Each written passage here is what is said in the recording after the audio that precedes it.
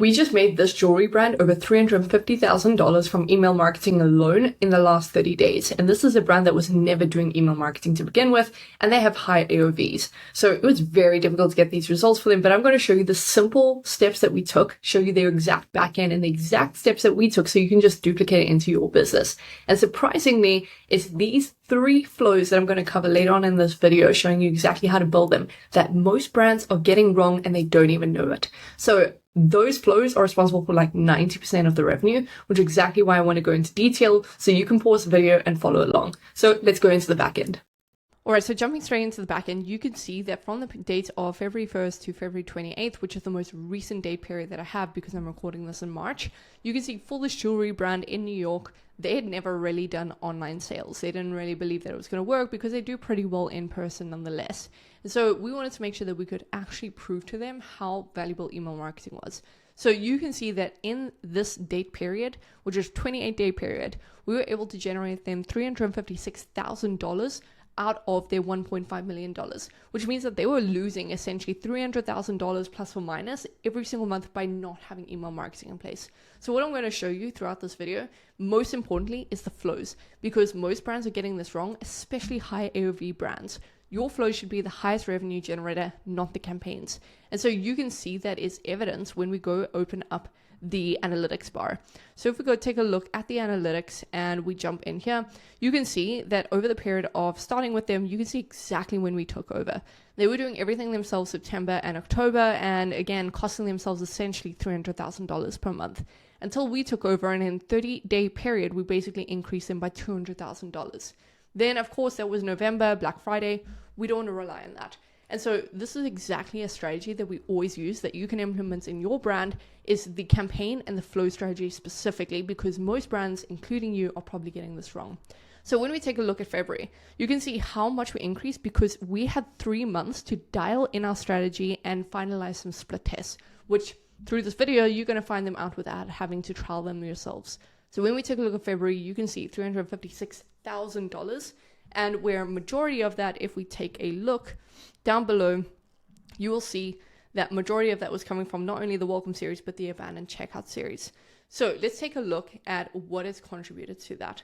Now, before we get to the most important thing, which is the flows, I want to go through the campaigns very quickly.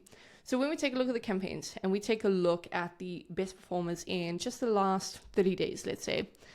So main thing is we're not trying to push promotions. We're actually just trying to explain the products and show people that, number one, they can repeat purchase, and number two, that we have such a variety that suits everyone's needs, and most importantly, that we can do gifting.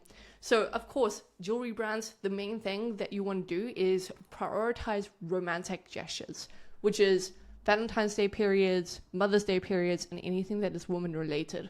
So what we try to do is we try to spin that angle for most people. Now, we're not sending to a massive amount of people, but we're still managing to generate 18K, 17K, 14K, and we don't need many purchases to make that happen. So now what we want to do is we're trying to explain the common pain points in all of the campaigns.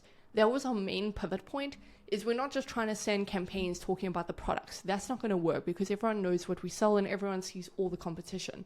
But instead, what we're doing is we're using emotional and psychological levers within our campaigns. And this is something you need to do. Doesn't matter what product, whether it's a wellness product, a high AOV product, you need to think about your customers' pain points. Why are they not buying the product? It's probably because they see the same thing everywhere. And so what we're trying to do is we know most people are buying from our brand because they want to buy engagement rings, which is pretty weak for repeat customers, right? And so what we're trying to do is with this campaign that is our best performer, when we go into it, you can see that we're answering one of the pain points. This is not just for, ring fingers. We also have rings that you can stack. We have rings where you don't have to have a proposal. And so a huge majority of our audience, they suddenly have this emotional inclination because they know that they don't have to wait until a proposal to get their partner something nice. So that's what we're trying to do for them. Super simple. You can see how simple this campaign is. And yeah, it's one of our best performers. Now, another thing that we love doing is we love showing why us versus the competition. And so when we open this one up, you can see exactly how we do that. Now, this is something that we integrate into our flows, and I'm going to show you exactly how we do it to get us the best results in our abandonment series. So with this one, you can see, in us versus them, this is one of our best performers. This is exactly how we do well, and we show them the category so they don't have to go and do it themselves. Super, super simple. Now, in terms of frequency, when we go back and we take a look at frequency, keeping in mind campaigns are not the top performer, but they are a performer, and it is generating us a significant amount of revenue. So when we take a look at our sending frequency, you can see that sometimes we'll send, very closely together because we're sending to different audiences. So what we're doing that is the key is we're sending very specific emails to non-buyers. Anyone that's engaged but is a non-buyer, we're trying to target them separately. Anyone that has abandoned a checkout or a cart, we're trying to target them separately. And that should be part of your sending strategy. These 3 segments, your engaged 120 day, you're trying to get them to repeat purchase or trying to get them to purchase at least once. Your non-buyers, you're doing the same thing. You're trying to get them to purchase at least one product. So we're pushing lower AOV products. They can see our quality and then they can purchase. Or we're priming them for those dates. So for example, Valentine's Day, trying to make sure that they know exactly what they want. They can save for it and then they purchase it. And then lastly, anyone that has actually abandoned a cart or a checkout, that is a super important part of the process to try and get them to convert, is having a strategy specific to them. Now, what we want to do is I want to take a look at the flows, because this is the important part. This is where the, pretty much the bread and butter is of how we've been able to generate all the results. So you can see the last 7 days alone, we've been able to generate significant results just from our A/B tests. Now let's do the last 30 days. So when we take a look at the last 30 days, you can see the abandoned checkout is by far the biggest revenue generator, which makes sense because people are in the highest intent phase of their thinking. And so there's a few things that we split test that obviously I'll give you the answer for so you know exactly what to look out for. So number 1 is obviously when people start the checkout process, they're of higher intent. I say this every single video. Make sure your time delay matches the intention. Do not wait 2 hours. That is going to cost you a lot, and most brands do that. That is too long. By 2 hours time, what do you think you're going to be doing? You're either going to be working, you're probably asleep, or you're making dinner, or you're not even in that frame of mind anymore. It's way too long of a period. So make sure that you're waiting a decent enough time, that it is short enough, but not too aggressive. Then with email number 1, there's very clear, patterns that you need to follow. It needs to be a simple email. This is one thing that we split test and we saw exactly what the winner was. We wanted to split test and see what the actual design of this email actually needs and what's going to generate the most results. And you can see the one that is winning by a mile is this one. So let's take a look at the difference. This one is the simplest email with almost nothing. And you can see it's pretty much getting the same results as the second one. Then there's no difference in subject line. There's no difference in who it's coming from. But the difference is actually in the section within the email. And this is a gold mine for you. So let's take a look at the one that is generating less, and let's take a look at the one that is generating more. So this is the one that's generating less. It's a super simple email. It's going to show them what they left behind and a button to finish their order. So you don't see it here because it's a preview, but we actually populate the product they left behind. And here we have a review to kind of build trust. And we thought this would be the winner. It usually is. But with this AOV, being a high AOV brand, the us versus them is actually by a mile the biggest performer, because this targets more pain points. It was never actually about not trusting the reviews. It was actually about what the difference is. The warranty, the typical delivery time, what makes the product slightly different, the branding versus other products. This is so important. And this is proven to generate us double the conversions, even though it's a smaller list size or a smaller, example size. So with that, that's where we choose the winner. We make sure that we choose that one. Then, of course, we've run other split tests, but we want to make sure that we are talking about, the Verbiani promise. So this is the brand name, the promise of the brand, what the differences is. And then when people don't actually place an order, we want to make sure that they do get some kind of discount that is different to the welcome offer.